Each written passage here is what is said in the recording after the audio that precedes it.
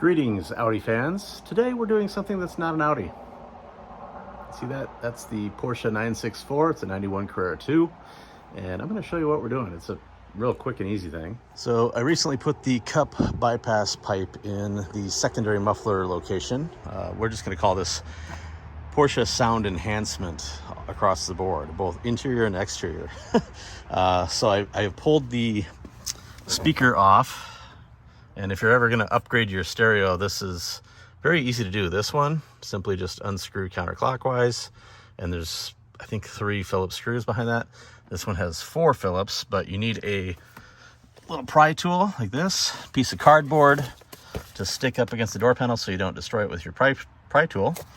And then you're going to carefully just pry the speaker grill off to gain access. And you can see here, this one is, yeah, it was time.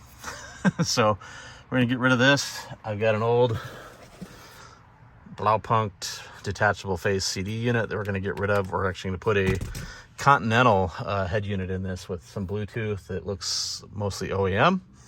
The tweeters are actually gonna stay in this particular car. We're just gonna replace these bottom ones with some Polk audios that apparently will fit in here. We'll see how that goes as we get into it. And then we're going to replace the rear deck speakers. And there's really just 4 screws. And you can see one of which is down here. I think there's another one up top side somewhere. Yep, right behind the seat belt. Right there. And that rear deck will come forward. And we can get at some screws on the underside of those speakers up in there. So that'll be coming up here in just a minute. But for now, I'm going to go ahead and work on these door speakers and see if we can get those replaced. Okay, so here we have the new speaker versus the old, and you can see these brackets.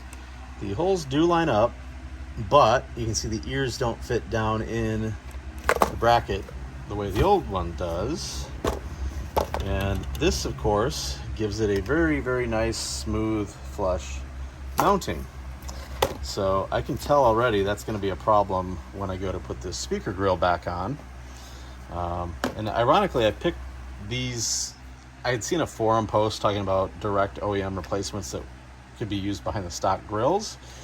And this was the particular Polk that was mentioned. What is that thing? DB right there. So that's why I went with these. But it looks like we're going to have to do a little modifying, and even so, even once I have that, my thought is I don't want to wreck the stock bracket, leave everything factory. So I'm gonna have to grind off the edges of these, I guess, in order to make it fit down in there to get a little more depth, but I still have a pretty good lip on that. So I'm not sure how this is gonna work, how well that's gonna work with that speaker grill. But my son took my grinder, so I have to figure out a way to do this. And I may just have to wait a while at this point for him to return with it.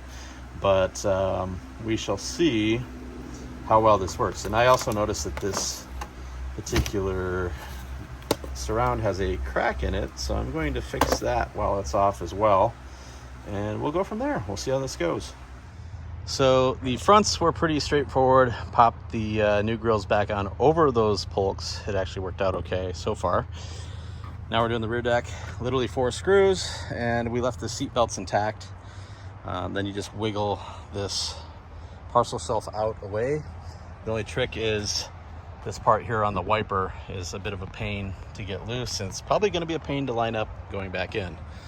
But then once you get your covers off, it's 4 screws on the front of the speaker, and you'll have to use a little pry tool to get it loose from that to get the speaker out, because it's probably stuck to that rear deck a little bit.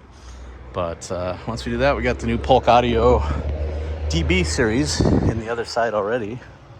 Let's see it fits nicely. But so far, pretty easily. And we also have the Continental head unit here. And it looks like the harness matches up with what's in there already. So I think we're good there. That's just a plug and play.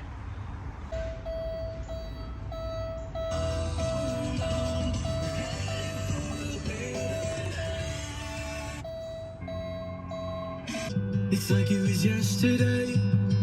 was praying for a miracle. It definitely sounds better than before. You can actually hear the radio. And now looking back today.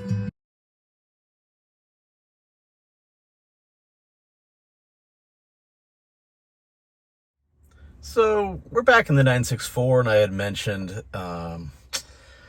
basically with the alarm on these, if you put an aftermarket radio in, you may have random alarm issues. And the factory radio has a little piece on the side of the body that actually depresses this little clip here.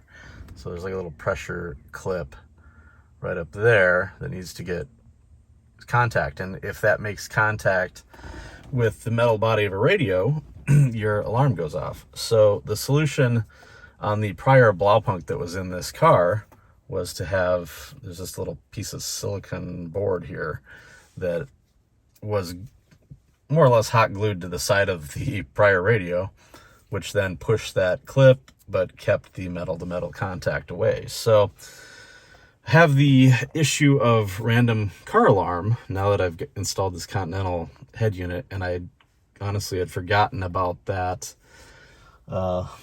side there. So we need to come up with a little solution on how to get this in the right position on the side of this radio over here, so that it makes contact with that but keeps the metal bodies separated. So I'm gonna see if I can come up with an elegant solution for that. Perhaps just attaching this piece directly to that, so that it just provides a little buffer between there. But we'll see what we can come up with here. Also, there's mention of the green wire issue on these. If you do a Google for random alarms and car audio in a 964 or 996, I believe, basically you just want to make sure that's taped off. It doesn't contact anything metal. You can see this was at some point connected to another wire, but it's all taped up, and I'm just leaving that part alone because I didn't touch anything there. But we are going to go after that little side switch here and try to shield that. So the first attempt, and very basic attempt, was to put some electrical tape to the back side of that little silicone piece there and just tape the sucker right on there, and we'll see if that does the trick. I will report back.